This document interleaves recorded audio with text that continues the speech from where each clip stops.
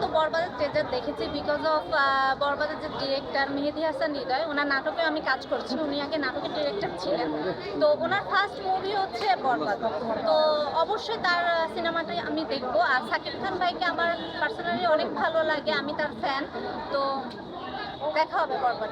অসাধারণ বরবাদের সাকিব খান ভাইয়ার যে ট্যাটু ছিল, আমি দেখে তো আরো ফ্যান হয়ে গেছি ওনার।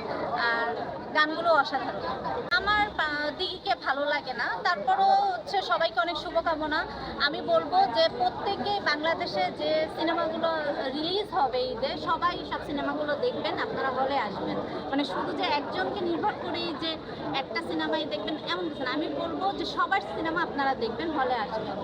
অবভিয়াসলি সাকিব খান। আর পুবলিকে আমার ভালো লাগে না, অপু বিশ্বাসকেও আমার ভালো লাগে না। আমি আগেও বলেছি এই কথা, দুজনে একজনকে আমার পছন্দ না। কারণ ভালো লাগে, দুজনেই তো ঝামেলা। আচ্ছা, আসলে সাকিব খানের সাথে কাকে মানায়? এই দুজনের একজনকেও মানায় না। যার কারণে কি চলে গেছে নাকি?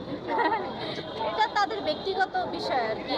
আমার মনে হয় দুজনে একজন পারফেক্ট না, কেউ পারফেক্ট হলে একজন একজন তো থাকতো তার সাথে। আসলে কে কক্সবাজার গেল, কে দেশের বাইরে গেল, এটা হচ্ছে তার ব্যক্তিগত ব্যাপার।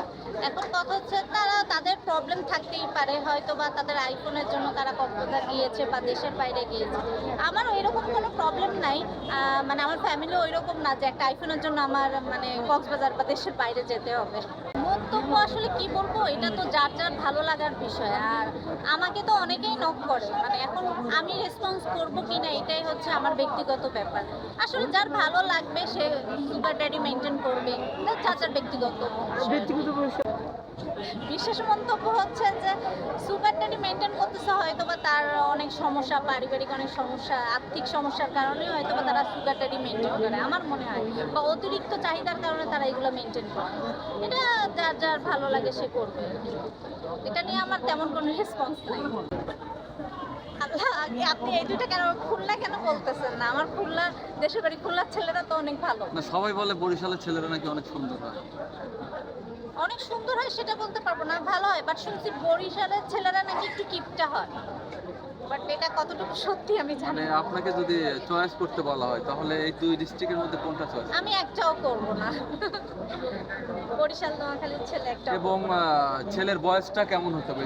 সুগার ডেডির কথা বলছিলেন, আসলে সুগার ডেডি হবে নাকি আপনার লেভেল থাকবে? মানে আমার সাথে লেভেলেই তো অবশ্যই থাকবে, মানে আমার থেকে 5 বছর 7 বছর, আজকাল 10 বছর, এরকমই আমি চাবো। মানে অতিরিক্ত এজ বা এরকম আমি চাবো না। আপনি যে ছেলেকে বিয়ে করবেন তার মাসিক ইনকাম কয় টাকা থাকতে হবে? মাসিক ইনকাম আসলে ওইভাবে তাহলে তো মনে হবে যে সে কোথাও ব্যাংকে জব করে, এরকম কিছু না। তো সে আসলে তার আনলিমিটেড হচ্ছে তার টাকা থাকতে হবে, যে মান্থলি সে কয় টাকা আয় করবে এমন কিছু না। তো অবশ্যই আমার দেশে খুলনাতেই করবো আমি। বাজেট তো ওইভাবে ঠিক নাই, বাট আছে। ঈদে হচ্ছে গিফটটাই আসলে বেশি পাই কেনার থেকে। আগে তো হচ্ছে পাওয়া হতো বেশি, বাট এখন দেয়া হয় বেশি, যেহেতু এখন বড় হয়েছি, দায়িত্ব অনেক বেশি, এখন দিতেও ভালো লাগে অনেক।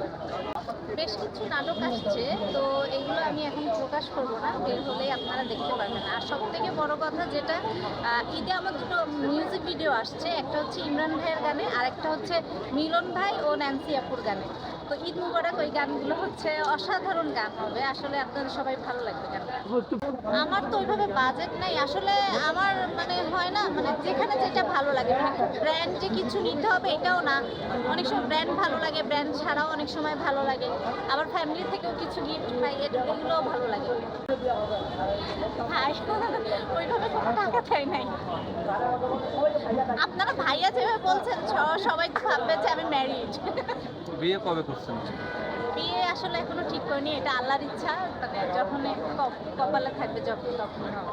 বিয়ে করার জন্য কেমন পাত্র চয়েস? সিম্পল মানুষ আসলে ভালো লাগে আর কি, খুবই সাধারণ মানুষ যে আমাকে বুঝবে, ভালোবাসবে, লয়াল, এই তো। কত টাকা আর্নিং থাকতে হবে?